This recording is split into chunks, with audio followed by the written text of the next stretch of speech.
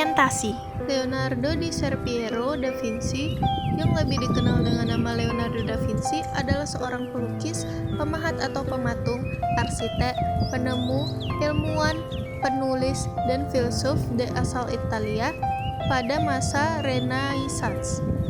Ia lahir pada tanggal 15 April 1452 di Vinci, Florence, Italia. Sering disebut sebagai pelopor ilmu paleontologi, etnologi, dan arsitektur. Sering dianggap sebagai salah satu pelukis terhebat sepanjang sejarah, meski hanya sekitar 15 karyanya yang bisa bertahan hingga saat ini. Ia adalah anak di luar hubungan pernikahan antara Messer Piero, seorang notaris kaya asal Florence, dan seorang perempuan pedesaan yang bernama Caterina. Peristiwa penting. Pada tahun 1460-an, keluarga Leonardo hijrah ke Florence saat ia masih berusia 14 tahun. Di sana, ia bekerja di sebuah studio seni milik Verrocchio yang merupakan pelukis dan pemahat patung terkenal pada masa itu. Leonardo menjadi murid Verrocchio pada usia 17 tahun dan terus menjalani pelatihan hingga 7 tahun kemudian. Beberapa pelukis terkenal lain yang juga berlatih di studio seni Verrocchio adalah Domenico, Perugino, Botticelli, dan Lorenzo di Credi. Di sana, Leonardo mempelajari berbagai disiplin ilmu, seperti ilmu kimia, metalurgi, pengolahan besi, pengolahan kulit, mekanika, pengolahan kayu, hingga kemampuan artistik dalam menggambar, melukis, memahat, dan membuat model. Pada tahun 1472, di usia 20 tahun, Leonardo bergabung dengan Guild of Saint Luke, sebuah perkumpulan para seniman dan dokter. Sang ayah sebenarnya telah membuat studio seni khusus untuk Leonardo, tetapi ia justru terus tinggal dan berkolaborasi dengan Verrocchio. Karya pertama Leonardo yang diketahui saat ini adalah gambar pemandangan lembah Arno yang dibuat dengan pena pada tahun 1473. Pada bulan Januari 1478, Leonardo secara pribadi mendapat tawaran untuk melukis sebuah altar di kapal Bernard di Palazzo Vecchio. Indikasi bahwa ia telah lepas dari studio Verrocchio, seorang penulis anonim mengklaim bahwa pada tahun 1480, Leonardo telah tinggal dengan keluarga Medici dan sering bekerja di Taman Piazza San Marco, Florence, di mana para seniman, penyair, dan filsuf di bawah naungan Medici bertemu. Pada bulan Maret 1481, Leonardo mendapatkan tawaran dari biarawan San Donato di Spoleto untuk membuat lukisan The Adoration of the Magi. Kedua lukisan tersebut tidak ada yang selesai. Leonardo meninggalkan proyek tersebut saat ia pergi ke Milan untuk menawarkan jasanya pada penguasa kota tersebut, Ludovico Sforza. Leonardo bekerja di Milan sejak tahun 1482 hingga 1499. Ia diminta untuk membuat lukisan Virgin of the Rocks untuk Persaudaraan Pembuahan Suci dan The Last Supper untuk Biara Santa Maria. Pada musim semi tahun 1485, Leonardo pergi ke Hungaria atas nama Sforza untuk bertemu Raja Matthias dan diminta untuk membuat lukisan Bunda Maria. Leonardo dipekerjakan oleh Sforza dalam banyak proyek, termasuk persiapan pertunjukan untuk perayaan penting, sebuah gambar dan model kayu untuk kompetisi desain pembuatan kubah Katedral Milan, dan sebuah model untuk monumen berkuda bagi pendahulu Ludovico, yaitu Francesco Sforza.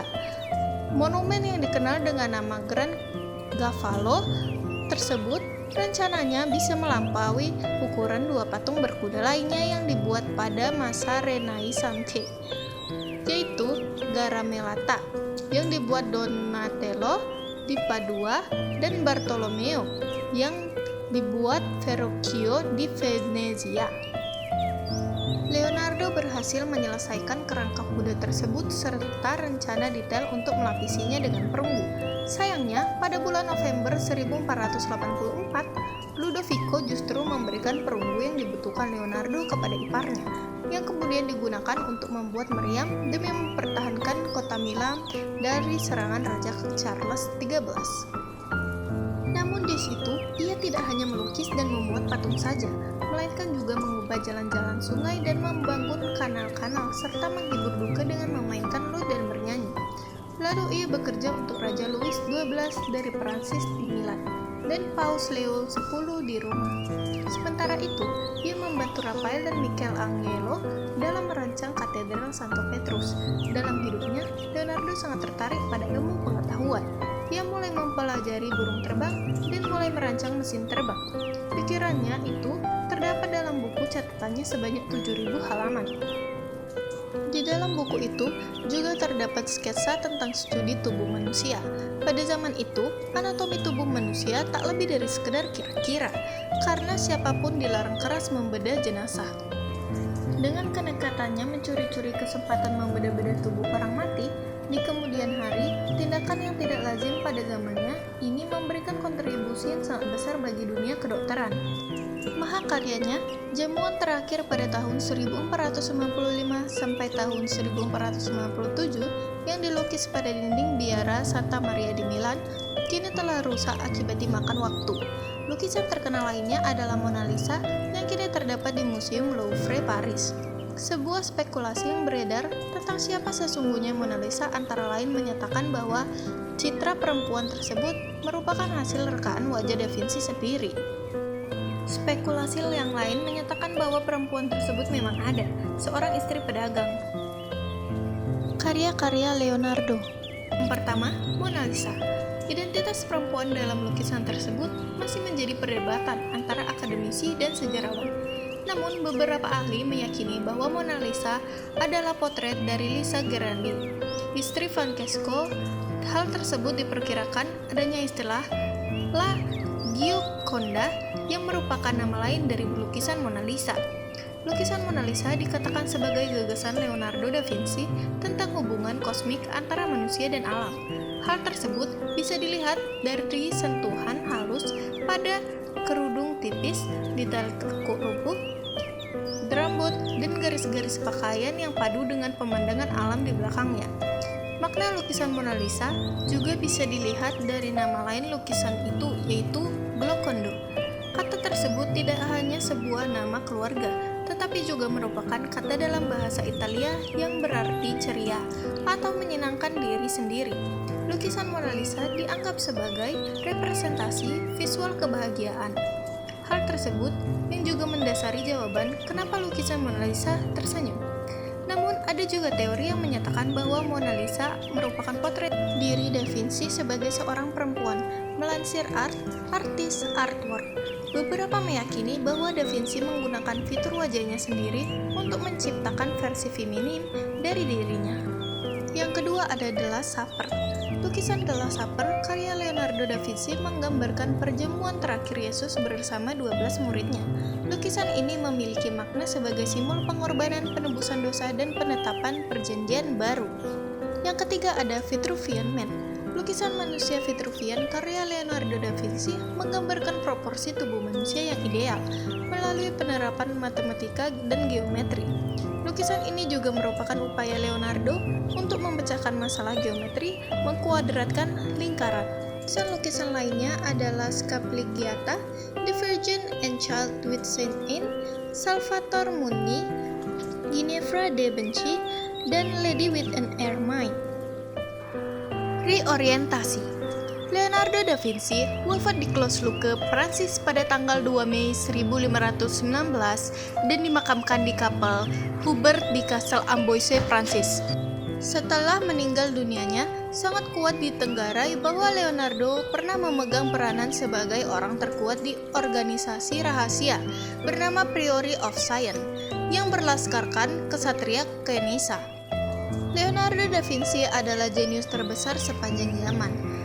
Da Vinci lebih jenius ketimbang Albert Einstein dan Sir Isaac Newton.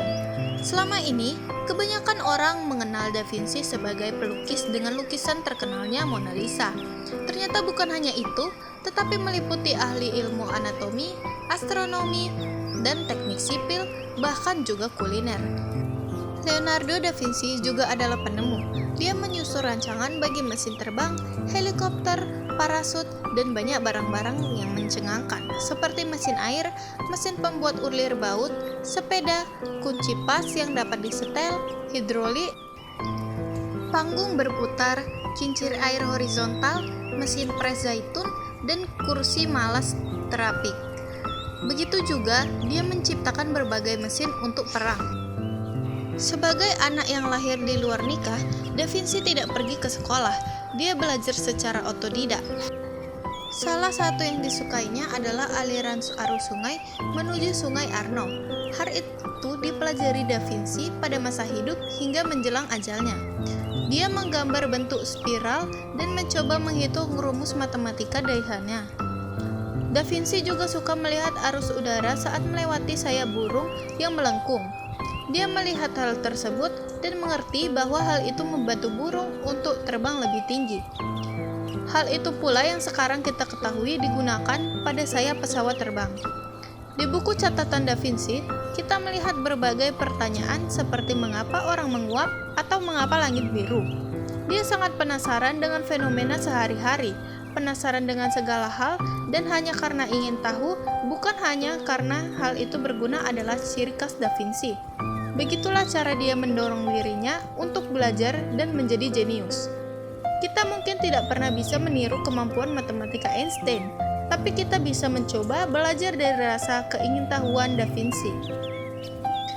Saya memilih Leonardo da Vinci karena dia adalah seorang ilmuwan dan seniman yang sangat terkenal. Selain itu, lukisan di dunia dan paling rumit adalah Mona Lisa, salah satu dari sekian banyak karyanya. Dia juga memiliki banyak lukisan indah dan rumit lainnya.